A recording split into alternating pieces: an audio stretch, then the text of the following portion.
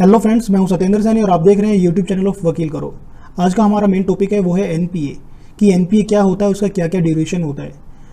NPA का जो full form है that is non performing asset.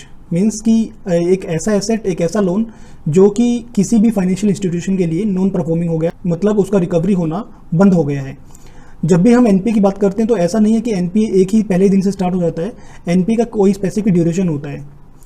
NPA को हम दूसरे वर्ड्स में बैड लोन्स भी बोलते हैं कि ये एक बैड लोन हो गया है और इसकी रिकवरी अब होना मुश्किल हो गई है। तो चलिए जानते हैं निधि कंपनी में एनपीए के बारे में कि निधि कंपनी में एनपीए कैसे होगा, उसकी क्या ड्यूरेशन होगी। इसको एक एग्जाम्पल के थ्रू समझते हैं। मान लीजिए कि निधि कंपनी ने एक पर्सन को, अपने एक मेंबर को, मिस्टर एक्स को लोन दिया। लोन 1 जनवरी को सेंक्शन हुआ, 1 जनवरी को लोन ट्रांसफर कर दिया गया मिस्टर एक्स के अकाउंट में। तो मिस्टर एक्स ने जो लोन लिया था उसका जो ड्यूरेशन था वो था 12 मंथ्स, 12 महीने के लिए मिस्टर एक्स ने कोई लोन लिया।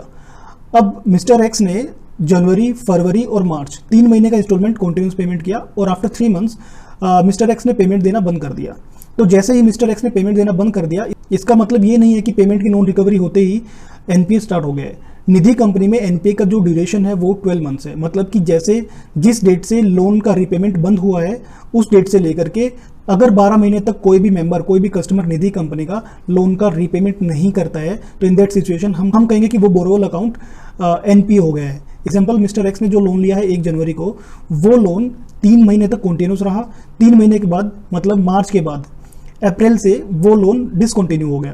तो जब भी हम एनपीए का कैलकुलेशन करेंगे तो वो हमारा अप्रैल से स्टार्ट होगा। मतलब अप्रैल से लेकर के हम 12 मंथ्स का कैलकुलेशन करेंगे। लाइक अप्रैल, मई, जून, जुलाई, अगस्त, सितंबर, अक्टूबर, नवंबर, दिसंबर, जनवरी, फरवरी, मार्च। तो ये जो 12 महीने हैं, नेक्स्ट मार्च में हमारा एनपीए डिक्लेयर हो जाएगा। मतलब कि 12 महीने तक वो पेमेंट कर सकता है, वो उसकी पेमेंट की हम वेट करेंगे। आफ्टर 12 मंथ्स हम इस अमाउंट को एनपीए डिक्लेयर करके अपनी बैलेंस शीट की एसेट साइड में शो कर देंगे एज अ एनपीए। अगर फ्यूचर में एनपीए का रिकवरी होना शुरू हो जाता है तो जैसे रिकवरी होना शुरू होता है और वो कंटिन्यूस अगले 12 महीने तक रिकवरी होता है तो उसको हम बोलते हैं सब स्टैंडर्ड एसेट्स। मतलब कि ये एक ऐसी एसेट है जो दोबारा से उसकी रिकवरी स्टार्ट हो गई है। तो एनपीए एक बेसिकली बेड लोन होता है। उसका जो ड्यूरेशन है वो आपका 12 मंथ्स के बाद स्टार्ट होता है और वो 12 मंथ्स तब से स्टार्ट होता है जब आपका लोन डिसकंटिन्यू हो गया है रिकवरी के लिए। मीन्स कि जैसे इस एग्जांपल में अप्रैल से आपका लोन रिकवरी डिसकंटिन्यू हुआ तो ऑब्वियसली उसके 12 महीने के बाद आपका एनपीए होगा। तो होपफुली आपको ये समझ में आया होगा कि एनपीए क्या होता है।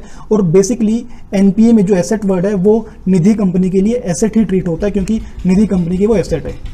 एनपीए निधि कंपनी के लिए एसेट है और निधि कंपनी अपनी बैलेंस शीट में at the last of financial year अपनी बैलेंस शीट में उसको एसेट साइड में एज ए एनपीए शो करेगी।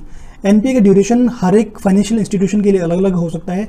ये हम सिर्फ निधि कंपनी के लिए बात कर रहे हैं कि ये 12 मंथ्स के लिए, 12 मंथ्स के बाद स्टार्ट होता है from the date of discontinue of recovery of loan. तो अगर हम बात करते हैं एनबीएफसी की तो उसमें डिफरेंट टाइम हो सकता है और बैंक के लिए एनपीए का डिफरेंट टाइम हो सकता है। तो फ्रेंड्स, आज के लिए इतना ही। होपफुली आपको एनपीए क्लियर हुआ होगा। Thank you very much for this. Thank you for watching us.